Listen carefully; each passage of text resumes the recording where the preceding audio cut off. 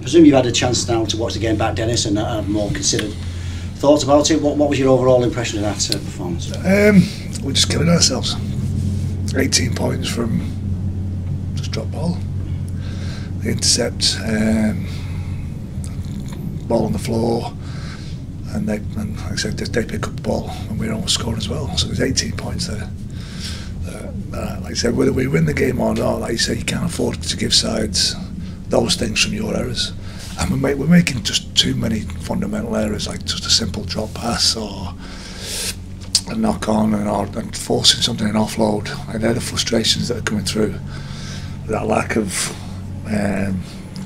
continuity in the side, and also just a lack of confidence. It's probably going to take people time, the rest of the players, a while to get used to playing with Rangi in particular, because he's a central player, he's key to any game plan, and he's different from the other players, isn't he? So they're going to take about a while to get used to it. Yeah, I think it's Rangi goes out and tries to be the star of the show again, which is what, and he just tries too hard. He does things that, like I say, his ball on the floor around in the intercept pass, he's just trying things to try and get us going. And they're the things you got to take. But he was disappointed in his own performance after the game because he wanted to play well and didn't think he'd contributed. But he'd had 2 hours with us that week. He'd been through a lot of stuff himself. He wanted to get on the field. And overall, I think, like I say, if anybody's watched the game back, we're in a tussle. We do some really good things. We've got some good field position. We have a couple of sets defensively where we're really on the beat. And then, like I said, there's just 1 or 2 errors in us that are there through lack of confidence and that lack of understanding that's in the group because we just haven't been able to grow any partnerships. It's the most bizarre season I've ever been around. Like I said, we've used 40 players. Frankie was 40 players this year. It's bizarre that you can use that many people halfway through the year, and it's not. Like I said, we've reviewed our medical team, we reviewed our training. We're trying to find ways, and we're looking through everything to find out why. But some of these injuries aren't like training injuries or overwork. They're just the trauma injuries which are caused by the game. You invited him in a couple of times with errors, obviously. Also, 1 or 2 that the scrum try, for example, that was just defensive lack of coordination. We invited him in by knocking the ball on the corner, or what was deemed as a knock on in the corner. And that again, but then you've got Ryan Ince has been playing at Hunslet, he's not training with us all week. Ed Chamberlain's been playing up at Whitehaven, he's not training with us most of the year. He's had two sessions a week, mostly in the gym, and just told us. So we've got a complete different combination. You've got JJ on that edge playing in half-back position when he's been playing hooker. So there are plenty of reasons to give to the players why we need to be better at those kind of things, and it's a step from Ed, it's a bite in that gives Grix just that yard on him, that close to the line. It's our spacing just off the scrum. There's things that we talk about, but until you do that continuously and it becomes second nature, it's really hard. When you can see from the stand and you're looking down, you can see a ball that's just too tight off the scrum and you want him to do a different action off their iron. They've got to have gone through that on numerous occasions in training with the people around them to get it right perfectly against a really good full-back that finds a yard. And can Ryan Ince come in and shut the play down? Those are decisions that you make because you're making them every single week in training and in games that we haven't been able to do with the group. I presume Rangi can't play this week. He can't play now. He can't play this week. So what, in half-back options wise, who are your options this week? This week I've got actually no half-backs available. So, but like I said, JJ's played all right. So yeah, JJ will sit in there. He's got background in that. Aaron and Lloyd. Let's keep our fingers crossed on Lloyd that everybody sees what I saw in the tackling, doesn't see something else. But there are options at the moment. Like Danny Walker comes back into the mix as well as a lad that seems to spark us up. At the 17-year-old that gives us a real boost.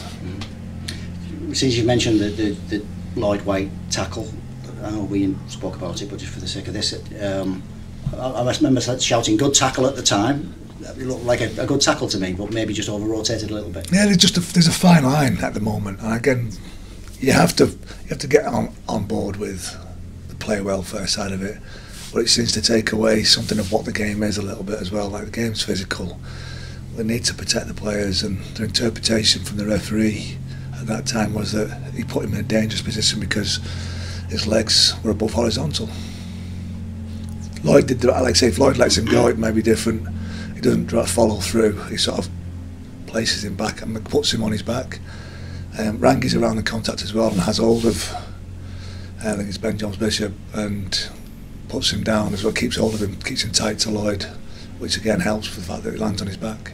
So you're hoping that there's a little bit of sense prevails, in the sense that it wasn't malicious or any kind of intent in trying to hurt a player. It was, like I say, if you've gone through textbooks, his body position was great, he steps through the man.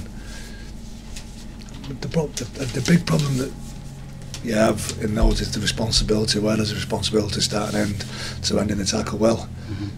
Most players that have got the ball in hand are trying to get out, so they're forcing their bodies to twist into an uncomfortable position. The bloke who's got hold of you in a split second has to make a decision to let you go or carry through the tackle. You can put yourself in a really awkward position as the ball carrier with your efforts to try and find your front. Castleford this week, at least they're not in any kind of form. That's the good thing. I know, yeah, I say it's not. It's a good thing going there, yeah, knowing that they're a bit scratchy at the moment. I'm sure you watched it, or you will have seen the Leeds performance in the previous week against the Leeds. They're playing some fantastic rugby, aren't they? No, they're by and far the best team in the competition at the moment. I say the confidence is running through the place, the understanding and the consistency of performance that they're producing is, I say, it looks like they're the side that if anybody gets near them this year in any competition, it'll be because of injury or a real drop off, and because you can't even see them if they do drop off with some kind of form, anybody getting near them.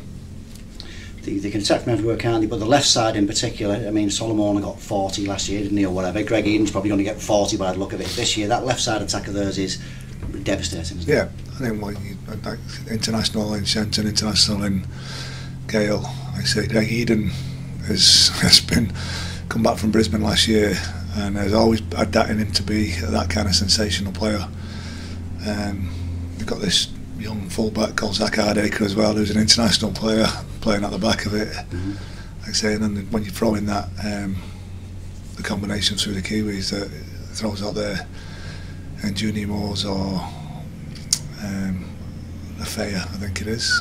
Yeah, it's a pretty good side. The other side's not bad either. So like he runs out Ben Roberts or the young kid that played pretty well there, and McMeekin. So yeah, they're a side that's in form. I think that the one player that is absolutely outstanding this year as well at the moment, and like I say, he's got to be in some kind of intention for international recognition at the end of the year, is Paul McShane. I think his form's been outstanding all year, and I spoke to Wayne Bennett about him before the international, and like I say, he's on the radar of some really good performances and just playing out of his skin.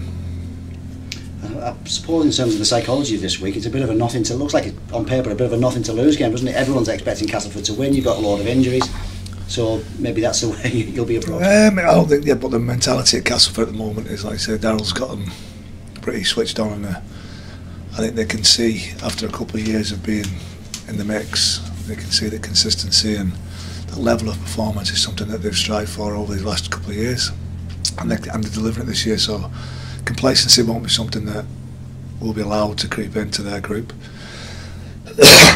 So yeah, it's a massive challenge. It's a challenge for us as well, because I say with one eye on 2 home games and what that looks like for us in the other sense, and trying to get a couple of players back over this period and not breaking them, with our eyes firmly on what's next. But you can't go over to Castleford and just lie down and expect it to be okay. We've got to go there and we've got to play with some determination and hope that the massive effort and the performance that they put in yesterday and how hard Leeds made them play and how hard Leeds played to make them play as well as they did might have an adverse effect. But then again, I'm just holding my finger in the air and hoping it falls that way, because at the moment, like I say, I think if you're at Castleford, you just want to play. I don't think that anybody putting their hand up to say, I'll have a minute and I'll play Monday, or everybody will be saying, I'll just keep picking me. I suppose in the ideal world, what you'd be looking at this weekend is perhaps a bit of squad rotation, but you don't really have that luxury, do you? Because you've got 2 games in 3 days. At the forwards, I've probably got a little bit of rotation in there, like some in front rowers more than anything else. Like where we were a bit short at the beginning of the year with the halves as well. I've got some rotation with the look at Greg Burke can come back into the mix, Jay Chapel, they were both in the 20-man squad on the weekend and a fit. So there's a bit of a mix there. Tom Alverson recovered from a dead leg, so he'll come into the mix there. Sam Wild took a knock on the weekend and hobbled off the pitch at the end, and he's still nursing quite a sore ankle, so we'll see how he recovers. Like I say, it's not. He brings somebody into play as much as he can, and he gets hurt as well. And again, it's, like I say, it's a bit of a strange mix. I think we're taking everybody else at the moment as well. Well, myself and Catalan are probably saying the same. Because Wakefield looked like they got through all right. Every other team watching the weekend seemed to have gone through with no real bumps and bruises. So I think we're absorbing. Us and Catalan seem to be absorbing a lot of the injuries that are out there. You mentioned Sam, and there was Jack in there as well. Both the first game for both of them on loan from Warrington. How did you feel those two went? Good. Got the contribution was great. Again, across the board, like I say, the disappointment is with the loss and the size of the loss. But there was some strong performances from a group that, like I say, have had 2 hours together. 5 of that starting team has probably had 5 hours together with when you took in Ryan Inton and Chamberlain. I know they're in our mix, but those two have been out on loan themselves for the majority of this year. And I thought that their contribution was good. I thought Sam really felt his way to the game. I thought there was some really good touches, some great defensive effort from Jack, and some really good runs at dummy half. I thought Ryan Ince is really starting to show himself. So the pace that he's always had, started to get the confidence to use it. I thought the big one for me was Ed Chamberlain. Like I say, Ed's been on the outer all year. He's been plying his trade up in that Championship 1, and it's not been great. And the side he's been playing has not been doing really well, but he's been turning out every week. And we brought him back off loan last week, and he's just slotted straight in, and I thought he was really solid. I thought he took a chance really well. Just going back to Ryan briefly there, he had 2 of the best moments in the game for you, didn't he? The try he took was a great ball from Ed, the way he took it with such confidence, and the great chase back on Jones Bishop. Yeah, well, I get the one in the second half as well. He turns and chases, gets back when we put the ball down, and Sam Wild puts the ball down off John Johnson just before we scored. They scored again in the corner. He gets back and chases down that one as well. Like I think the thing that we saw with Ryan, especially on the chase back, is that determination. That we've been working hard that he just doesn't sit on that wing.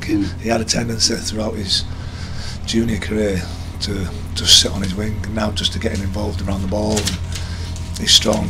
We need to pick up his foot speed into contact a little bit on exit stuff, but he's got some tools, and he's, like I say, what he saw there and what he saw from him is in just a pure pace thing. You know, like I say, it looked like one of the quickest blokes in the league was standing still. How quickly he caught him.